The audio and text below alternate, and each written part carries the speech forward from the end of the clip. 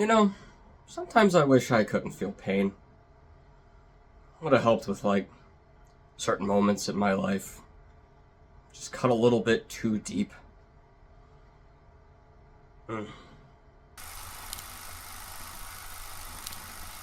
Welcome back to the channel, everybody. Today our movie in the middle is Novocaine.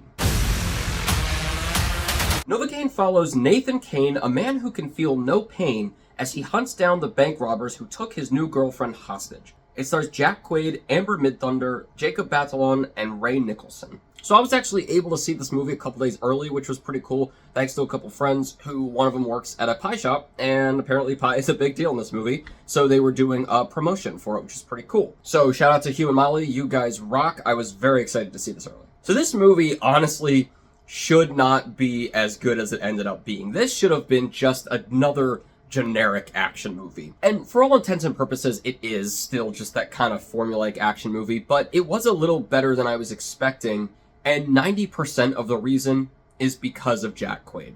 He is so good at playing these just awesome dorks. He's just really good at blending that dynamic of, like, being badass, but also being kind of a nerd about it. And at first you're like, come on, man, like, these guys just did so much damage to you, like, go after them and don't be nice about it. But it's funny because where he starts out feeling bad about what he's doing, just trying to defend himself and save his girlfriend, by the end of it, he gradually turns into this badass, and by the end you're like, hell yeah. And the concept that he can feel no pain, which apparently is a real thing, it's documented in like 10 people total.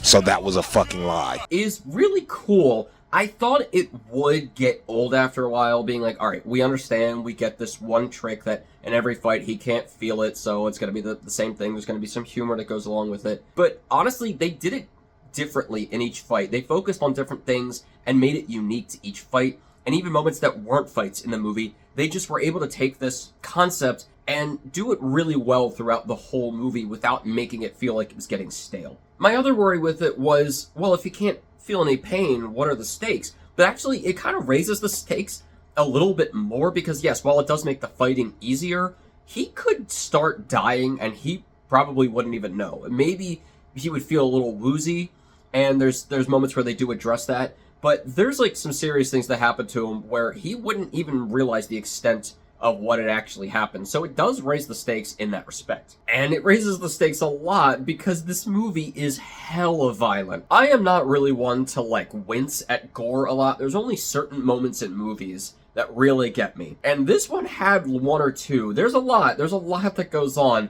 And for the most part it was okay, but there's at least one or two moments where I was like, ooh, that really hurt. Even though I know it didn't even hurt him.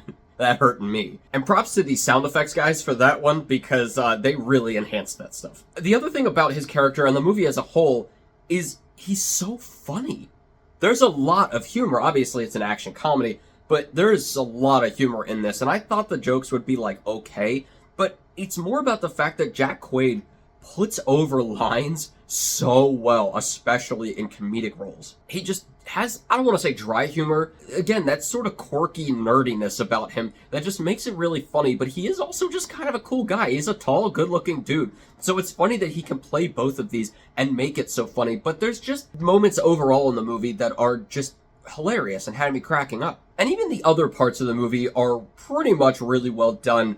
You know, when there's the type of movie where Jack Quaid is 90% of it, and he's the main focus of it, you would think the rest of it's probably going to pale in comparison. It's not going to be as good. And I mean, sure, yeah, he's the best part of it by far. But the rest of it was pretty great too, because it all kind of fills in around him. They really avoid the damsel in distress syndrome, I think. They do a pretty good job of, like, actually giving Amber Midthunder a lot to do, at least for parts of the movie. There are parts where she's just being held captive, and then there's other parts where she's actually able to do stuff, which is pretty cool. And even, like, Jacob Batalon's character, and the fact that for some of the movie, we don't actually see him. You know, he kind of appears sometime into the movie. And I was like, alright, so what was even the point of, like, having him? Are we going to see him? But they even made that have a purpose and have meaning, and actually kind of made it sort of emotional. Like, it was kind of a heartwarming movie at times. My only middle, if I had to really think of one, are the bad guys. They're bad guys, you know. There's not a whole lot to them. They're not completely surface level. Like, there is a little bit of, you know, depth that they give them here and there. but for the most part, they're just kind of your generic bad guys. But whatever, I didn't really need a fleshed out villain for this movie. That's not really what we need for most of it. It's not what we really see for most of it. They just kind of have to be there to make the plot happen, and then we can follow Jack Quaid and all the goon fights that he gets into. But I will say that casting Nicholson for the main bad guy was a really smart move, because he brings just craziness to these roles. That came across in this one, and it made him at least a little bit more interesting than the others. So overall, this movie does still follow a lot of the same, action movie formulas and the same basic points that it usually has, but they actually did a pretty good job of giving it some more quality than I would have assumed, and giving it some more heart and character than just your standard Liam Neeson, Jason Statham. God love those movies, but Dave, you just worry about putting your arsehole back in your arsehole. And Jack Quaid has definitely solidified himself as a great actor for these comedic and action roles, whether it's movies, TV, whatever. He's just really great. I love watching him in everything that he's in. I just had a lot of fun with this one. It's a good time. I don't really have too much to say about it, because it's you know what you're expecting going into it, and it's better than you would assume. So go watch Novocaine. It's just a fun time. I'm going to give Novocaine a 3.5 out of 4. Well, guys, those are all my thoughts on Novocaine. Let me know what you thought of it in the comments below once you get to see it. And as always, keep your hopes high, your stress low, and movies right in the middle. I'll see you guys later.